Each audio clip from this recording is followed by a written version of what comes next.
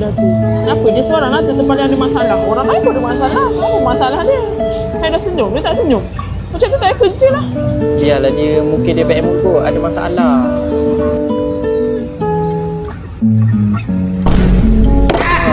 Betul lah tu, betul. Macam ada seorang ada masalah, macam ada seorang baik muka. Kalau macam tu tak jadi waiter lah senang. Nampak hari-hari nak baik muka.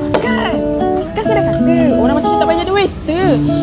Kalau letak ni waiter macam ni ada 10, tutup kedai lah, bankrupt lah kedai ni. Ingat dia seorang tempat yang ada masalah, tempat yang baik muka lah. Kita ni tak baik muka. Ingat dia seorang ke? Orang pun nak makan happy-happy. Tunggu kejap saya nak pergi kantor. Awak. Tak payah. Tak payah. Main duduk.